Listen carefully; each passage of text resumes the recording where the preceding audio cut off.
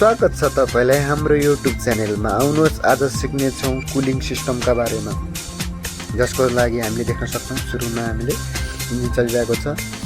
Hit air hot gas fuel mixture देख्न सक्नुहुन्छ, जुनले गर्दाखेरि हाम्रो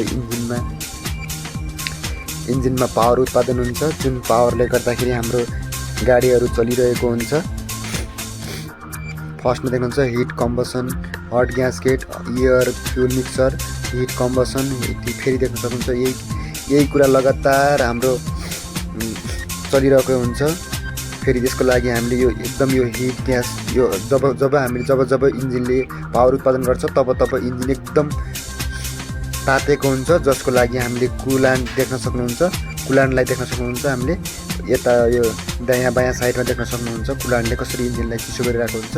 इन्जिनबाट रेडिएटरबाट पानी हालेर रेडिएटरबाट पानी आएर कस्तो चिसो गरिरहेको हुन्छ देख्न सक्नुहुन्छ। माथिदेखि हामीले यो 4वटा सिलिन्डर देख्न सक्नुहुन्छ फर्स्टदेखि यो, अनि यहाँदेखि फार्स्टदेखि यो कुलान्टबाट तल लोयर होज पाइपबाट हामीले वाटर पम्पको मद्दतले पानीलाई इन्जिनको सिलिन्डर ब्लकहरूमा एकदम पानीको पठाइरहेको हुन्छ। ब्लकको साइडमा भित्र इन्जिन चलिरहेको हुन्छ, त्यसको साइडमा त्यसको बाहिरी साइडमा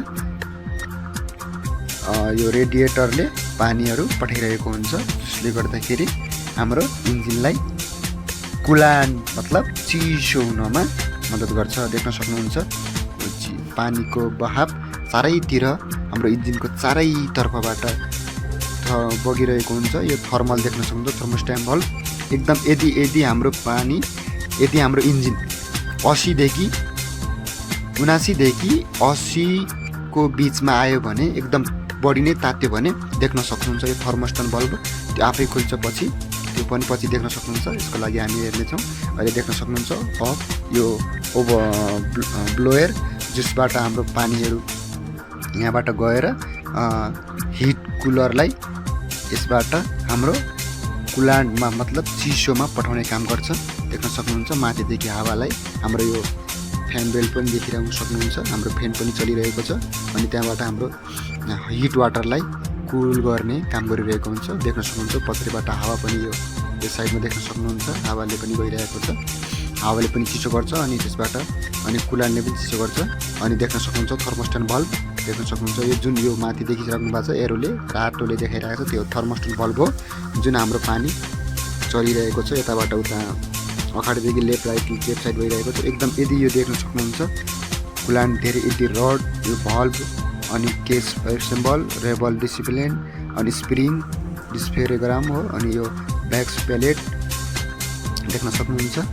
अनि यसबाट हाम्रो यदि देख्न सक्नुहुन्छ यो कसरी हाम्रो टेम्परेचर बढिरहेको छ। यदि 180 देख्न सक्नुहुन्छ, 180 गयो भने हाम्रो यो एकदम हिट हुन्छ, अनि यो एकदम यो बिचको थर्मोस बल्बलाई बिस्तारै माथि धकाल्ने काम गरिरहेको छ।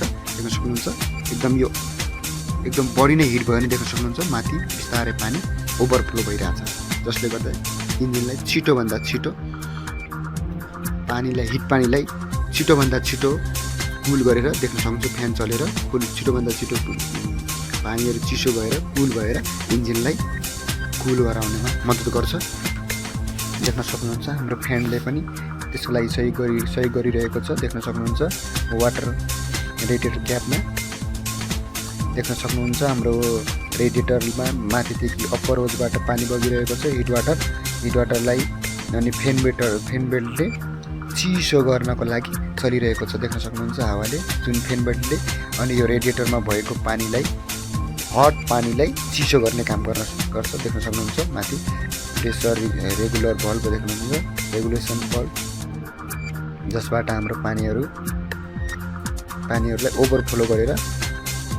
ओभरफ्लो गरेर पानीहरूलाई एकदम छिटोभन्दा छिटो चिसो गर्ने गर्छ। टेम्परेचर हाई भयो भने त्यसबाट ओभरफ्लो ट्याङ्कबाट गर्ने काम गर्छ र त्यसबाट चिसो गर्ने काम गर्छ। देख्न सक्नुहुन्छ हाम्रो फ्यान बेल्टले कसरी काम गरिरहेको छ। यो निरन्तर चलिरहन्छ जबसम्म इन्जिन चलेको छ, जबसम्म इन्जिन बन्द हुँदैन तबसम्म यो लगातार चलिरहन्छ। देख्न सक्नुहुन्छ बाहिरी हावाले पनि त्यसलाई हट वाटरलाई चिसो गर्न सक्नुहुन्छ। देख्न सक्नुहुन्छ जुन जुन माथि यो रेड लाइनको छ त्योभन्दा माथिको हट वाटर हो, जुन तल यो ग्रिन हरियो लाइनको छ त्यो चाहिँ हाम्रो चिसो कुल पानी हो।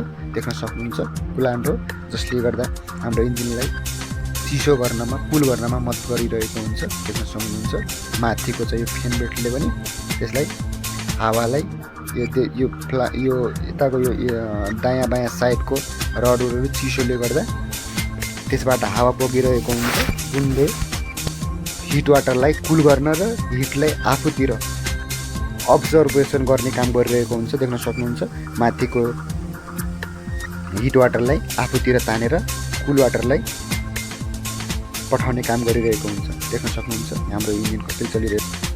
मैले सुरुमै भनिसकेको छु, जबसम्म इन्जिन चलिरहन्छ तबसम्म यो कुलिङ प्रोसेसिङ चलिरहने नै रहन्छ। हस् त, धन्यवाद। तपाईँलाई कस्तो लाग्यो, जस्तो लाग्यो आफ्नो मनका कुरा हामीलाई कमेन्ट गर्न नभुल्नु होला। धन्यवाद।